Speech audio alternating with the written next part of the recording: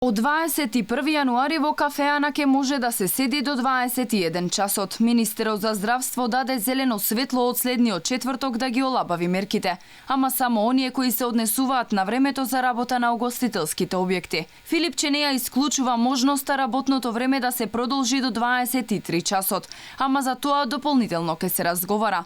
Дел од експертите сметаат дека за олабавување е се уште рано. Апелираат да се почека. Намалениот број на заразени од корона може брзо да се промени ако бидеме невнимателни. Сметам дека следните 2 месеци не треба никакви промени. Се прават додека не дојде вакцината и додека не се за пролети. Се разбира да се следи состојбата, меѓутоа не очекувам дека драстично ќе паѓа бројот за да се олабавуваат мерките. Бројот 500 на ден не е мал. Значи треба да почекаме. Според Пановски, продолжувањето на работното време на рестораните е со цел спас на економијата во угостителскиот сектор. По правило, рестораните не требаше воопшто да работат, меѓутоа од финансиски аспект тие работат, така да така го гледам.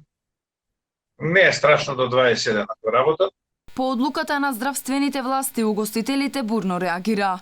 Од независната угостителска комора предлагаат да се донесе унифициран протокол за сите угостителски објекти и не гледаат причина зошто да не се работи и до 1 часот. Во голем дел од земјите во регионот и Европа за сега остануваат на сила мерките за заштита. Во Србија, освен окинувањето на ПСР тестот за влез во државата, угостителските објекти и понатаму се затворени по 20 часот.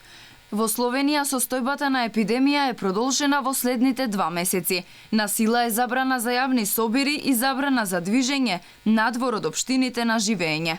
Швајцарија од понеделник воведува задолжително работење од дома. Угостителските објекти и понатаму остануваат затворени. И Германија не планира да ги укине мерките во наредните 3 месеци, а на сила е препорака за дополнително намалување на контактите.